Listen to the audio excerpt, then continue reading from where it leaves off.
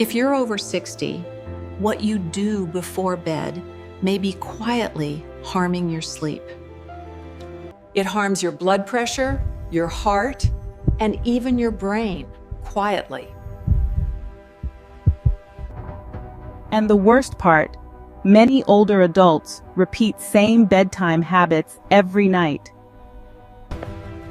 Thinking they are harmless, these habits actually make the body age harder. I'm Dr. Eleanor Hart. Over years, I've seen many adults focus on diet. They focus on diet, walk, ignoring habits that happen right before sleep. And that is a mistake. After 60, the body is less forgiving with habits. Bad bedtime habits can create damage quietly, night after night. Stay with me until the end. Mistake number 5 is very common. It's a bedtime habit older adults defend despite sabotaging their sleep.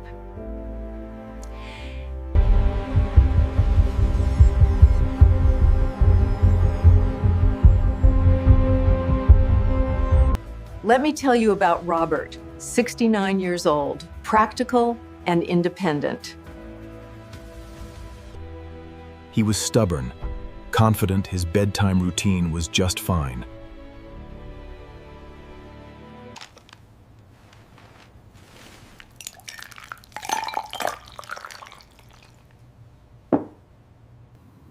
Sometimes a late cup of tea or scrolling news on his phone.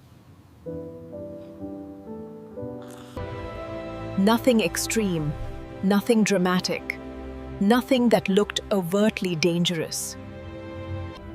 But Robert kept waking up tired, his blood pressure harder to control.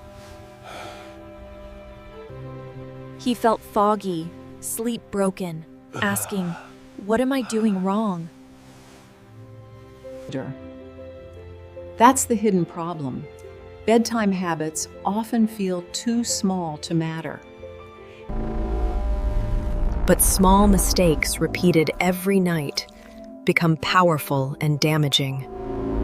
After 60, they can quietly work against your heart, blood sugar, weight. They also affect your mood and your brain, causing quiet damage. These are the top 5 bedtime mistakes I tell older adults to stop.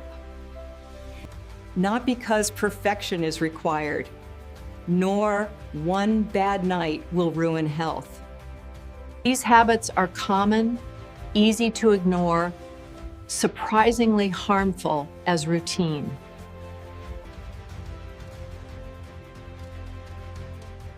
Let's start with the first one, a common issue for many. The first mistake, eating salty or sugary snacks right before bed. Robert loved a small evening snack, crackers, cookies, chips, or ice cream. Sometimes toast with jam. He thought it held him over until morning. But bedtime snacking can be a real problem, especially after 60. Especially when snacks are salty, sugary, or highly processed. Why does this matter? Late-night eating affects blood sugar control, disturbing digestion and increasing thirst. Salty foods also work against blood pressure, a concern for older adults. This matters for those with hypertension, prediabetes, diabetes, or fluid retention. Let's be honest, people aren't eating Greek yogurt at 10:30 p.m. They're reaching for comfort food, and that is the truth.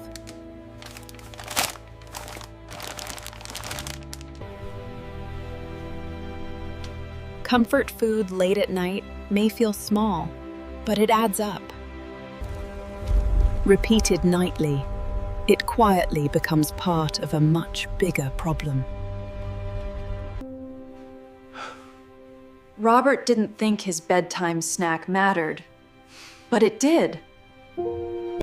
When tied to poor sleep, unstable blood sugar, unnecessary calories, it matters. The second mistake, drinking alcohol before bed to relax or sleep. This habit is everywhere. A glass of wine, whiskey, or a drink. Robert called it his reward, saying it helped him unwind and relax. Alcohol makes you sleepy at first. That's exactly why it fools people. Feeling sleepy is not the same as getting truly restorative sleep. After 60, alcohol worsens sleep quality, increasing nighttime waking. It affects breathing, leaving older adults less refreshed in the morning. It may also increase trips to the bathroom and interact with medications. For some, it increases fall risk. That's not relaxation, it's self-sabotage. Many older adults defend this habit emotionally. I've done it for years. That's not a good argument. Repeating bad habits doesn't make them wise. Longevity does not make a mistake wise. It just makes it old.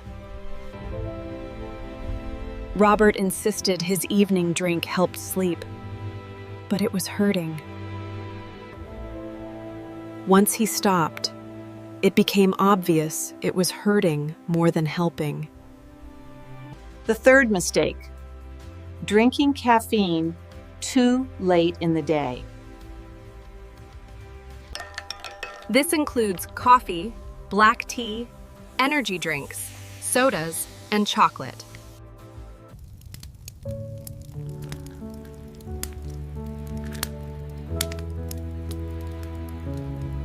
He said he had always done it, but after 60, bodies change.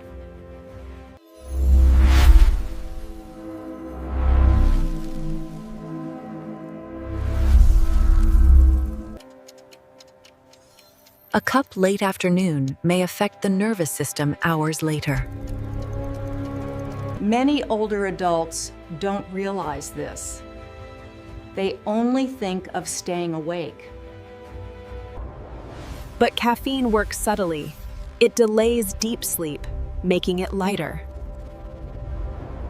It increases nighttime waking, leaving the body restless, even if asleep. Older adults say, "I sleep, but I don't feel rested." That matters. Poor sleep isn't always about not sleeping. It's low-quality sleep. Bedtime caffeine plays a role. You're fighting yourself for no reason. If your nervous system is pushed when recovering, you are fighting yourself. That is stupid and completely avoidable with a simple change. The fourth mistake, watching stressful news or scrolling your phone in bed.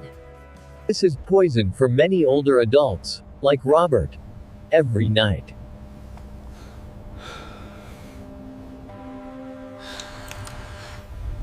He got into bed, watched upsetting news, then checked his phone. He read more headlines, then wondered why his mind felt busy. This isn't complicated. You cannot feed your brain stress, then expect peace. That is not how the body works, especially after 60. Stress before bed can be costly, affecting blood pressure, mood, energy.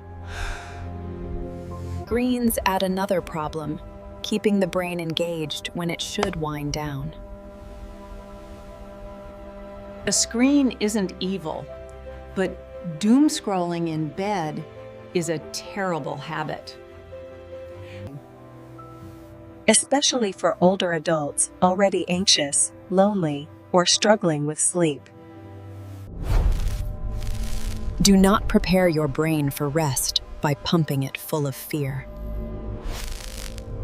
Robert thought he was catching up, but carried the world to bed.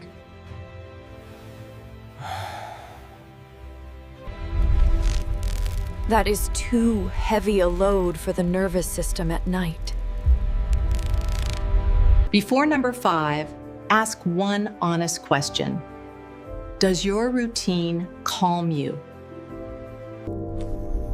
Or does it quietly agitate your body before you try to sleep? Many think they have a sleep problem when it's a behavior problem. That is the truth. Soft people hate truth when it points back at them. The 5th mistake, going to bed at completely different times every night. This is one of the most ignored, yet most damaging habits after 60. Robert had no consistent sleep schedule. Sometimes 9:30, sometimes 11. Sometimes after midnight, he believed bedtime should depend on how he felt. That sounds reasonable, but the body works better with rhythm, not randomness.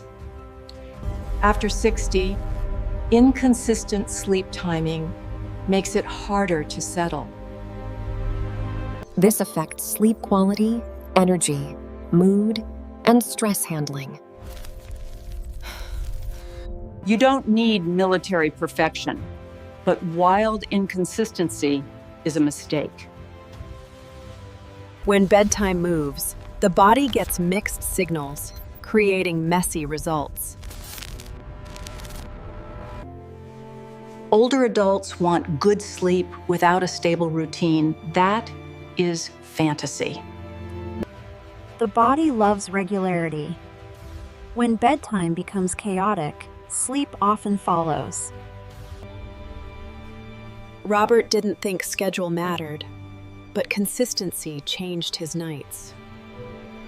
His nights became less broken, mornings less miserable. That is biology. When Robert and I looked at his evenings, the pattern became obvious. Too much stimulation, comfort eating, alcohol, too little consistency.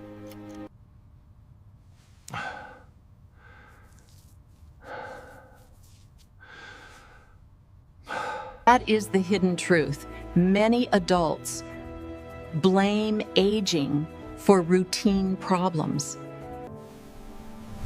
Yes, aging changes sleep, but poor habits make those changes worse. Aging is real. Your routine doesn't get a free pass. That's weak thinking. If a bedtime habit makes sleep, energy, blood pressure, or mornings worse, then it deserves to be challenged, even if it feels familiar. Especially if it feels familiar, because comfortable routines hurt us most. After 60, nighttime recovery matters more. Sleep is repair, not just rest. It supports the brain, memory, blood pressure control, and mood. It also supports balance and energy for the next day. When older adults damage sleep with bad habits, the cost shows up. Morning fatigue, poor concentration, irritability, higher stress, more cravings, less stable blood pressure, a body that never feels fully restored. That is why bedtime matters, not because it needs to be perfect. The body depends on what happens before sleep more than people realize. I told Robert, do not treat the hour before bed like garbage time. That hour matters a lot. It's the beginning of tomorrow's recovery. We talked about snacks, alcohol, caffeine timing, stress, screens, and schedule. Slowly, he stopped acting like his routine was untouchable. That's real change. Not excuses, not stubbornness, just honesty. Loyalty to bad routines is foolish.